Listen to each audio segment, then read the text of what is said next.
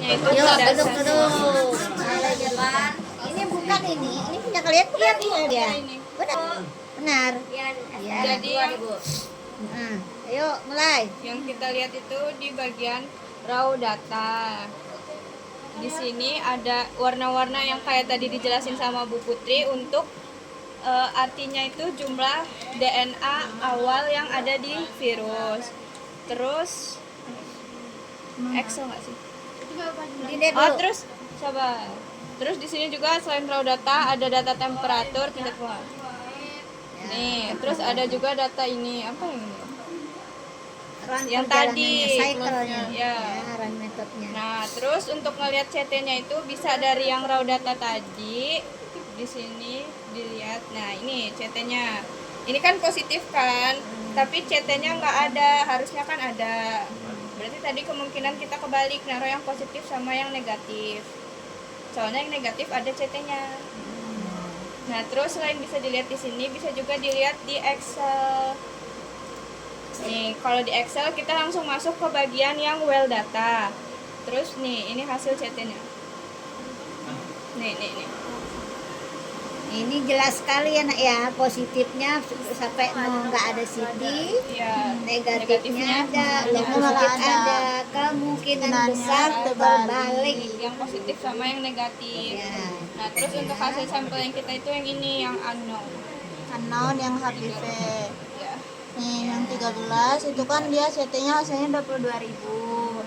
Yang 14 itu juga 22.000 sekian. Nah, yang 15 ini 26.000. Kenapa dia bisa bedanya jauh banget ya tadi ya? Iya. Kenapa bisa bedanya jauh banget sama Yang dengan 15. 3 kelompok lainnya? Itu bisa dicari nanti alasannya kenapa. Terus dimasukin ke Terus pembahasan. dimasukin ke pembahasan. Terus apa lagi?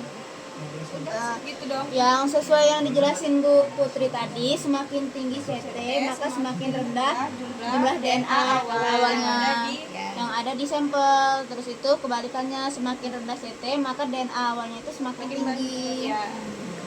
Udah sih itu aja sebenarnya. Artinya gini, ini kan menggambarkan ini kan siklusnya 50. Ya. CT itu sebenarnya menggambarkan kapan angka ini, berdasarkan angka ini. Tadi sistemnya di 22 kan? Dia di 22 ya. baru dia mulai naik. Ini kurva. Kurva naik pada saat siklus ini berada di 22. Artinya patokan kita itu adalah siklusnya 50 settingnya ya. Satu siklus itu 50 siklus untuk HBP. Ternyata pada siklus yang masih rendah sudah bisa mengamplifikasi. Artinya apa? DNA awal itu ternyata banyak.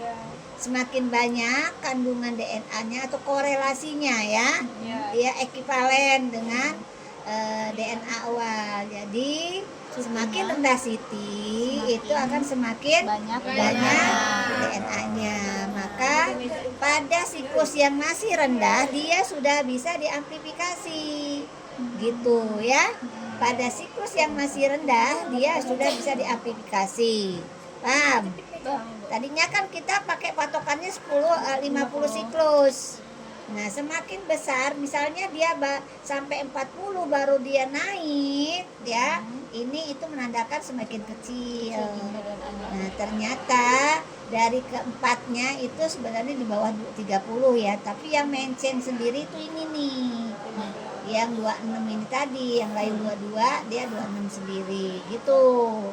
Paham? Paham. Dia lihat dari CT-nya ya. Gitu ya? Ya. Jadi nilai CT yang kita lihat. Kalian nanti mau kalau kita mau menghitung kadar, artinya kita harus punya kurva kalibrasi. Kurva kalibrasi tadi seperti yang dicontohin sama Bu Tanti tadi. Ada kurva kalibrasinya. Ini kurva kalibrasi itu bikin seri standarnya ya. Yang kadar sekian dia sudah tinggal sampel yang ada nanti dia dibaca di kurva itu. Keluarlah nanti jumlahnya berapa kadarnya ya. Tapi kita sekarang nggak menghitung itu ya. Sekarang ini kita baru menghitung mengetahui CT-nya aja. Paham? Iya. Sampai di sini Kalau yang ini tahu ya, unbeknown itu tidak diketahui, ya gitu kan? Ini sampel. Nah ini standar. Ini harusnya apa nih? Itu sampel itu positif sama Bu. low positif, yang satunya low Iya, positif. kontrol positif ya ini ya. Iya, harusnya dia punya CT. Ya, ini yang kontrol negatif. Negatif. Tapi negatifnya yang Ada keluar. CT, ya. Ini yang sampel Anda, ya kan? Iya. Jadi Bisa kemungkinan oleh sebab itu pada waktu yang akan datang mau praktek PCR, kita kerja tuh harus benar-benar. Mipet tuh harus benar-benar. Ya, harus teliti. Kenapa? Karena akan tergambar di hasil ini. Ini pinter nih, ya. Menunjukkan kesalahan kita. Gitu ya. Paham? Ya. Ini alat ini pinter dia nunjukin kesalahan kita. Kalau alat yang di situ di sana dia hanya bisa mengamplifikasi aja. Kurang pintar. Nah, jadi kita mau lihat DNA yang terbentuk apa, kita elektroporesis. Kalau dia jelek, acak-acakan kelihatan juga. Oh, ini tadi ada yang pada saat menginjeknya ketusuk apa agarnya, mungkin dia masuk ke dalam, kecampur dengan baper, gitu ya. Jadi sebenarnya dengan melakukan pemeriksaan DNA ini, pekerjaan kita teliti atau enggaknya bisa terlihat, baik itu di real time maupun di elektroforesis, ya, konvensional. Kalau real time memang pinter ya, baca semua kesalahan kita, ya. Satu sampel kita kerjakan 3 kali, pasti ada bedanya. Iya, Bu. Ya, terutama bedanya di mungkin di kadarnya nanti. Ya. Oke? Oke. Siapa yang bisa mematikannya? Tadi menghidupkannya gimana? kalau ngidupin mati komputernya tahu. Mati nggak tahu. Jumlah DNA-nya. Yuk. Kayak misalkan nih Berarti di pada sini. titik kedua-dua dia tuh hasilnya 700 itu berarti Ya, nggak tahu berapa lagi. enggak, itu kan dia kan terus naik kan. Heeh. Nah, berarti dia berhentinya kan di situ tuh. Yang paling yang atas itu 700 berapa itu kan? Ya. 70.000. Berarti bahasanya di amplifikasi ke Bentar ya, Nak, ya. 22 dia udah mulai ketemu DNA-nya. Udah ketemu sebanyak ini gitu. Terus puncaknya dia ketemu semuanya itu di 700 sekian itu. Di siklus ini, di siklus keberapa nih? Di siklus ini dia udah ketemunya segini.